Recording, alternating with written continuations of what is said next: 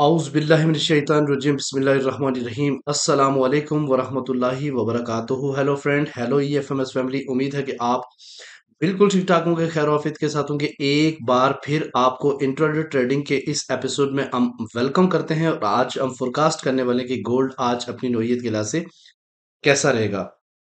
मेरे वो दोस्त, मेरे वो अजीज जो ऑनलाइन फॉरेक्स ट्रेडिंग से पैसा कमाना चाहते हैं, सेफ ट्रेड करना चाहते हैं, ये वीडियो आपके लिए है। स्किप मत कीजिएगा, कंप्लीट देखें ताकि आज का कंसेप्ट और लेवल आपको समझ आ सके। आज हम डिस्कस करने वाले हैं कि कौन सा होगा आज का टर्निंग पॉइंट जिसके इर्द गिर्द रह के हम एक स्कैल्पिंग सेटअप देखेंगे। इसके अलावा हम बात करेंगे DXY की डेली और H4 चार्ट पे। इसके अलावा हम देखेंगे कि आज ऐसा कौन सा इंपॉर्टेंट फंडामेंटल है जो कि आज असरअंदाज होने वाला है। इसके अलावा हम देखेंगे कि कल जो मैंने आपको बताया था उसके हवाले से क्या मार्केट ने बिहेव किया या नहीं। इसके अलावा अ, हम देखेंगे डे वन की इम्पोर्टेंट पॉइंट और ट्रेंड्स फाइंड आउट करने की कोशिश करेंगे। और एट द एंड आपको सिल्वर के हवाले से डिस्कस करूंगा और यूएस आयल के हवाले से, यूरो यूएसडी के हवाले से और बिटकॉइन के हवाले से। हमारे इस टाइम चार और भी गोल्ड के अलावा मैं एनालिसिस करता हूँ, तो उसके लेवल और उसके पॉइंट भी आज आपको बताऊंगा। इसके अलावा एट द एंड आपके फेवरेट लेवल H4 पे हम डिस्कस करेंगे, जहां से मिलने वाली है आज के लिए आपको बेहतरीन बाय या फिर बेहतरीन सेल। जुड़े रहें हमारे साथ। मैं हूं इरफाक अहमद साकी और आप देख रहे हैं EFMS ट्रेड। मिलते हैं इस ब्रेक के बाद।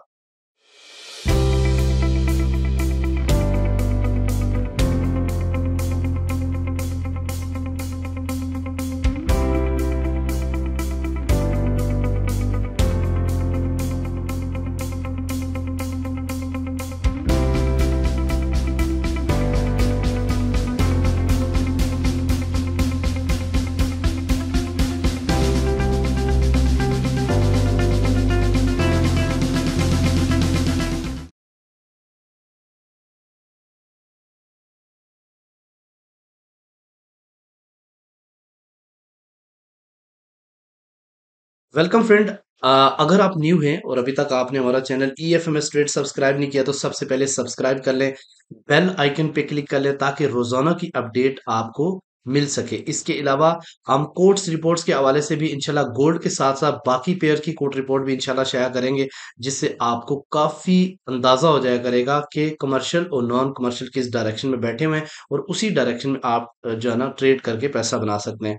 इसके अलावा अगर आप प्रीमियम ज्वाइन करना चाहते हैं तो डिस्क्रिप्शन में लिंक मौजूद है कि how to become a premium वाली वीडियो देख लें या दिए हुए व्हाट्सएप पे राब्ता करें, तो हम आपको डायरेक्टली बताएंगे कि आप हमारा प्रीमियम फ्री में कैसे ज्वाइन कर सकते हैं। ठीक है। इसके अलावा आज हम देखेंगे सबसे पहले इंपॉर्टेंट फंडामेंटल। मैं बात करूंगा कल के सीपीआई की, तो उसके हवाले से मैं आपको डिटेल बताऊंगा कि कल जो सीपीआई थी उस पे उसका क्या असर अंदाज हुआ। सीपीआई कल फुली नेगेटिव थी। 14 नवंबर को सीपीआई का डाटा आया था और फुली नेगेटिव जो है ना डाटा था। और आप अगर देखें तो इसमें आपके पास कोर सीपीआई, सीपीआई और सीपीआई ईयरली और मंथली का डाटा फुली जो है ना वो नेगेटिव आया, और जिसकी वजह पे मार्केट ने काफी ज्यादा पुल बैक किया। चूंकि इतना नेगेटिव डाटा आने के बाद जो DXY का क्रैश था वो एक देखने वाला था। आज हम देखेंगे ऐसा कौन सा इंपॉर्टेंट हो लेवल्स होगा और ऐसे कौन से इंपॉर्टेंट इवेंट्स हैं जिस पे आज मार्केट दोबारा से इसी तरीके से अपना किरदार अदा करेगी। क्योंकि आज डेट है 16, तो उसके हवाले से हम बात करेंगे कि आज ऐसी कौन सी इंपॉर्टेंट, सॉरी 15 है, मैं 16 बोल रहा हूँ। आज 15 नवंबर है और आज हम देखेंगे ऐसे कौन से इंपॉर्टेंट पॉइंट्स हैं जो और इम्पोर्टेंट इवेंट्स हैं जो कि आज अंदाज होने वाले हैं। सबसे पहले बताऊं कि आज वेनसडे है 15 नवंबर। यूएस सेशन में जो बिग न्यूज आने वाली है, पांच बड़ी न्यूज हैं आज के दिन और मार्केट काफी ज्यादा वोलाटाइल होने वाली है। आज के दिन पीपीआई है, कोर पीपीआई। उसके अलावा कोर पीपीआई रिटेल्स का डाटा आना है, एम्पायर स्टेट मैन्युफैक्चरिंग का डाटा आना है, पीपीआई मंथली आनी है और रिटेल सेल्स मंथली का डाटा आ रहा है। तो आज के दिन मार्केट काफी ज्यादा असरअंदाज हो सकती है। अगर ये सारी की सारी न्यूज नेगेटिव आ जाती हैं तो गोल्ड को ये दोबारा 1990 या 2000 तक भी लेके जा सकते हैं। लेकिन आज मुझे लग रहा है कि कुछ न्यूज़ पॉजिटिव और कुछ नेगेटिव आएँगी और ये टॉप, फिर आपने क्या करना है, टॉप से सेल और बॉटम से बाय का करना है, ठीक है? उसके अलावा यहाँ तक बात खत्म नहीं हुई। 6 बजे न्यूज़ है एफओएमसी, उसके अलावा 7 बजे जो है ना बिज़नेस एडवर्टाइज़ है, 7 बज के 30 मिनट पे क्रूड ऑयल का डाटा आना है और उसके अलावा आगे क्रूड ऑयल की डिटेल्स। तो ये आज के दिन काफ़ी ज़्यादा न्यूज़ हैं और आज मार्केट काफ़ी ज़्यादा वोलेटाइल हो सकती है और इसलिए आज के दिन भी आपने मुहतात रह के ट्रेड करनी है। डीएक्सवाई के हवाले से मैं आपको बताऊंगा, डीएक्सवाई ने किया है क्रैश, कल अच्छा खासा क्रैश कर गया है और ये इसलिए किया है, कल के जो सीपीआई 100% नेगेटिव थी जिसकी वजह से मार्केट ने बहुत बड़ा क्रैश दिया है।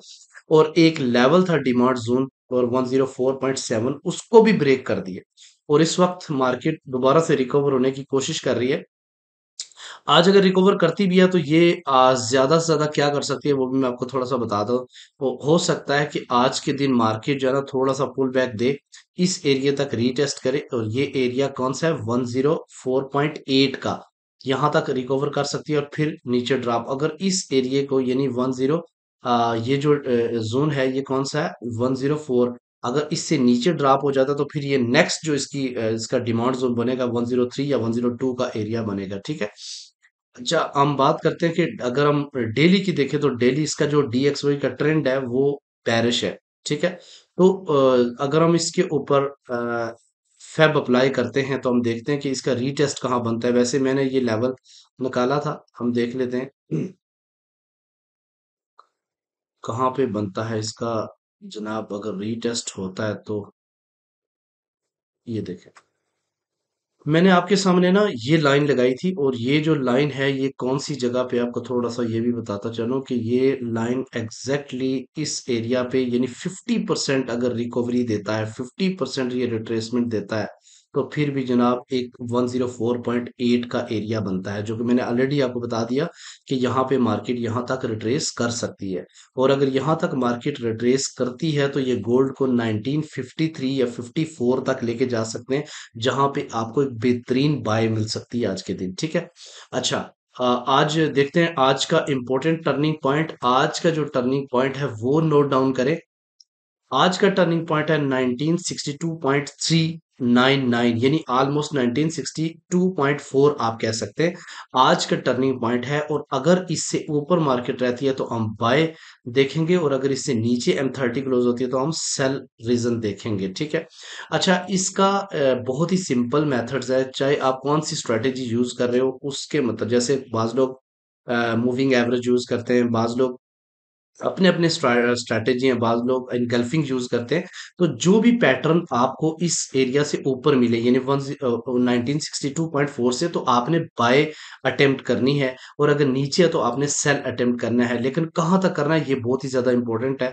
ये एक पॉइंट है और इस पॉइंट के बाद यानी 1972 एक रेजिस्टेंस है जहां से मार्केट दोबारा से पुल बैक हो सकती है।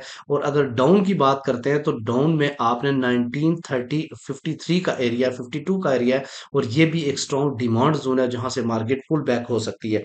सिंपल ये कि अगर मार्केट गिरती जाए और आपने सेल किया हुआ तो आप ब्रेक इवन करें और 50% इस जगह पे बुक करें और बाकी को होल्ड कर लें। ये सबसे बेहतरीन मेथड है अगर ज्यादा पैसे कमाने का और होल्डिंग करने का।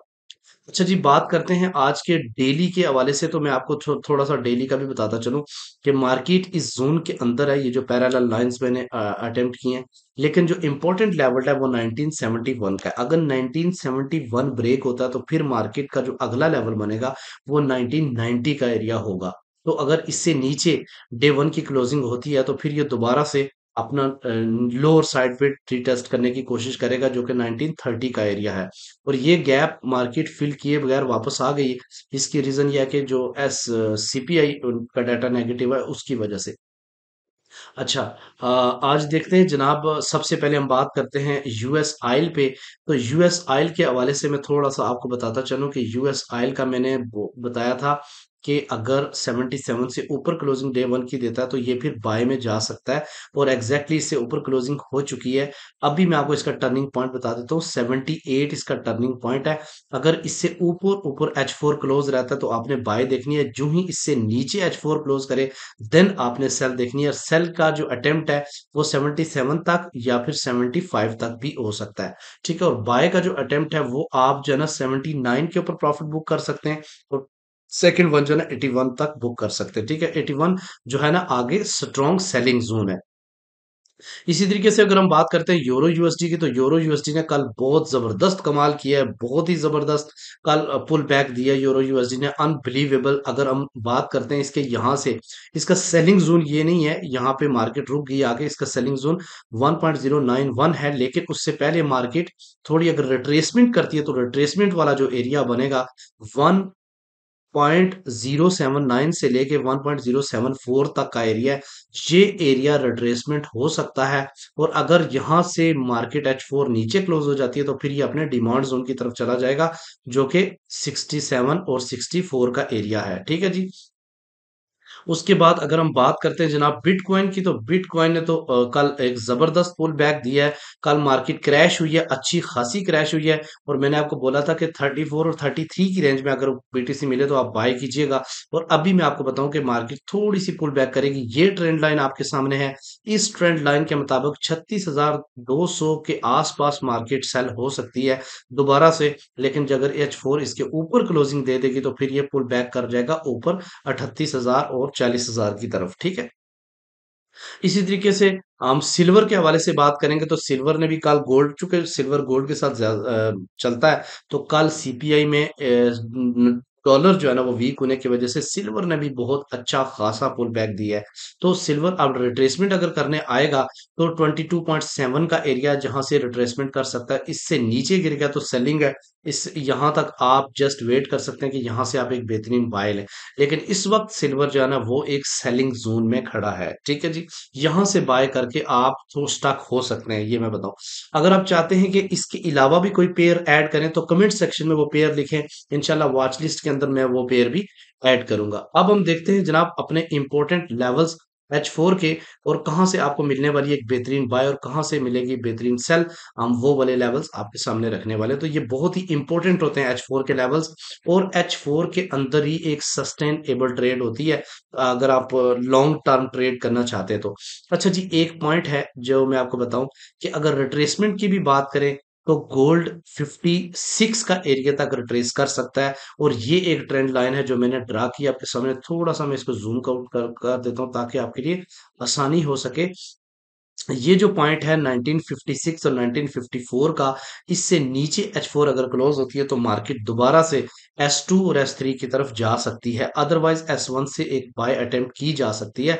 इसके अलावा अगर हम बात करते हैं कि इससे ऊपर ऊपर क्लोजिंग देती है तो डेफिनेटली आपने क्या करना है, पिवट से बाय करना है। और मार्केट क्या करेगी, पहली जो रेजिस्टेंस है यानी पहला जो प्रॉफिट आपने बाय का बुक करना है वो 1972 का एरिया है। मैं एरो से भी बता देता हूँ, 1972 का एरिया है जहां से आप अपना पहला बाय प्रॉफिट बुक कर सकते हैं 50%, बाकी होल्ड भी कर सकते हो, ठीक है। चूंकि हमने नीचे से बाय कराई हुई है तो वो अभी चल रही है। इसके अलावा अगर यहां से मजीद ऊपर की तरफ जाता है तो आप ये वाला एरिया देखें कि यहां से H4 ऊपर ब्रेक हुआ तो समझ लें अगला मार्केट का जो टारगेट होगा वो 1989 का एरिया होगा, जिसमें आप बाकी जो है ना वो 30% अपना प्रॉफिट बुक कर सकते हैं, और यहाँ से सेल भी अटेम्प्ट की जा सकती है। और अगर यहाँ से मजीद ऊपर की तरफ क्लोजिंग देता है तो फिर आपके पास 2000 2004 का एरिया जहां पे 100% आप बाय बुक करें और यहाँ से सेल अटेम्प्ट कर सकते हैं। लेकिन डिपेंड करता है सिचुएशन ऑफ वार और न्यूज पे ऊपर। जैसे आज के इवेंट अगर सारे नेगेटिव आते हैं तो डेफिनेटली गोल्ड को मजीद एज मिल जाएगा ऊपर जाने के लिए। अच्छा, एक चीज और कि अगर नीचे क्लोजिंग देता है तो आपकी जो पहली सपोर्ट है वो 1953 है, और दूसरी जो सपोर्ट है वो 1946 का एरिया है, जो कि काफी ज्यादा हाईली रिकमेंडेड है, ठीक है। और अगर इसको नीचे क्रैश करता है तो मार्केट का आप एक स्ट्रॉन्ग बाइंग जोन में चले जाएंगे और वो बाइंग जोन है 1936 और 32 का एरिया। ये हैं आज के इंपॉर्टेंट लेवल्स। इन लेवल्स को आप अपने पास रखें और इंशाल्लाह ताला मोर रिलायबल ट्रेड के लिए आप हमारा प्रीमियम ज्वाइन करें, ताकि हम आपको मजीद वहां पे मार्केट की डायरेक्शन, मार्केट की कंडीशंस और न्यूज के हवाले से बताएं, ताकि आप राइट डायरेक्शन में अपनी स्ट्रेटेजी को इस्तेमाल कर सकें। मिलते हैं नेक्स्ट वीडियो में। अपना रखिएगा बहुत सारा ख्याल। अल्लाह हाफिज।